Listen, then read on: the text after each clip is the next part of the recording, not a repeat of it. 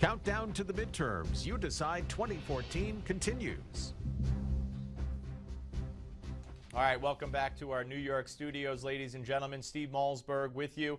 And we are joined right now by Newsmax contributor, columnist at National Review, and co-author of Obama's Enforcer, John Fund. Hank Sheinkopf remains on with us, Newsmax analyst and Democratic strategist. And also joining us is Rick Ungar, co-host of Steele and Ungar, Democratic analyst and senior political analyst at Forbes. Gentlemen, welcome to all of you. Let me get some predictions first and start with John. John, I know you have some exit poll information as well, so tell us what you expect when it comes to the Senate and what you could educate us on with regard to exit polling. Well, the exit polls were taken probably around 2 or 3 o'clock this afternoon, so they're somewhat fragmentary. Lots of people vote after that hour. However, they show that in all of the close races that we've been talking about, with the possible exception of New Hampshire, Republicans are even or ahead. So if those exit polls carry through the rest of the voting period, the Republicans are going to take the Senate. Then the second question becomes, since the Democrats have so many fewer seats up than the Republicans in 2016, which is another cycle, will the Republicans be able to get to 53 or 54 seats, which will give them a cushion that it makes them likely to keep the Senate in 2016? Otherwise, if they're only at 51, 52, most people will say you're going to be out. You're going to be out of the on your rear in 2 years. Right. It's all about the margin. And do you believe, Mr. Unger, that they could get that margin? I've said all along at least 52. So certainly that's possible. Looking at these exit polls, though, there are some really interesting numbers, particularly Arkansas. Not surprising that Tom Cotton would be the winner.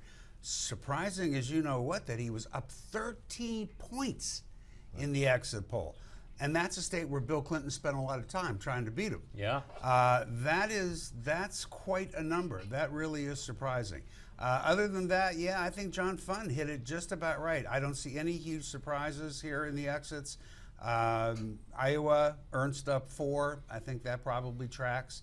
No big surprises. I don't see anything happening that's going to change what we all thought going in. And just to point out to folks, all we have so far is Mitch McConnell declared the winner in Kentucky, Nikki Haley declared the winner of the governor's race in South Carolina, and Tim Scott, no surprise, in South Carolina retains his Senate seat. Hank, let me ask you a question, because Rick mentioned the Clintons, and there was a discussion on one of the shows earlier today, and it was, what happens if the Senate goes heavily Republican?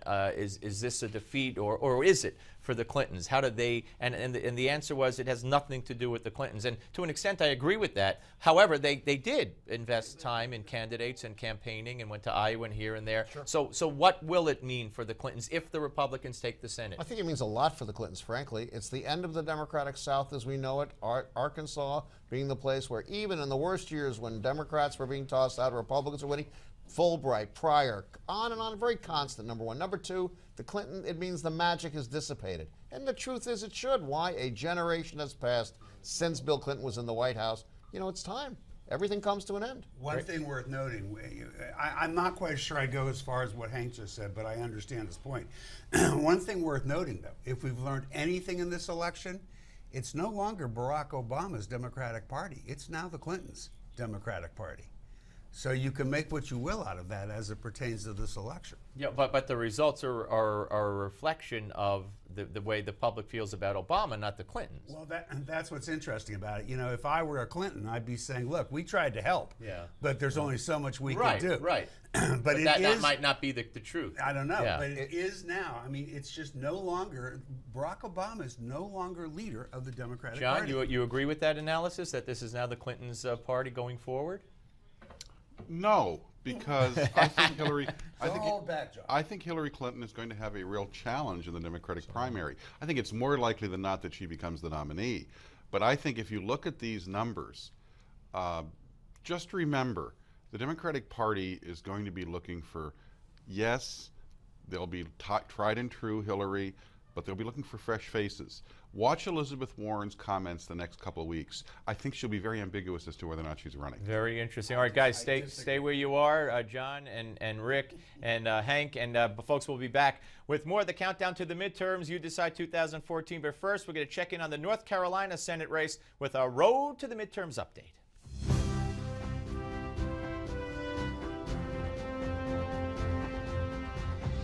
While most Democrats on the campaign trail are haunted by the president's low approval rating, that's not quite the case in North Carolina.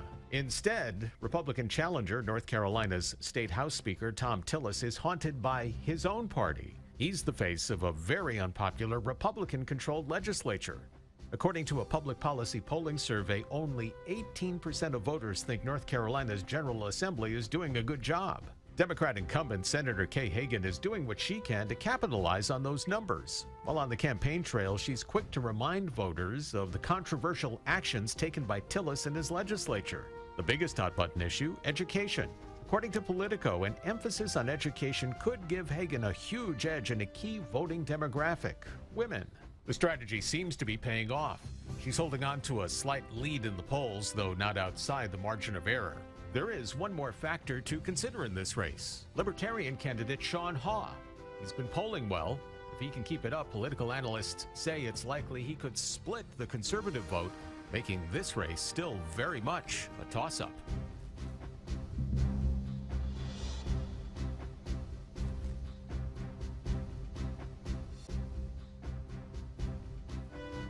Countdown to the midterms. You decide 24.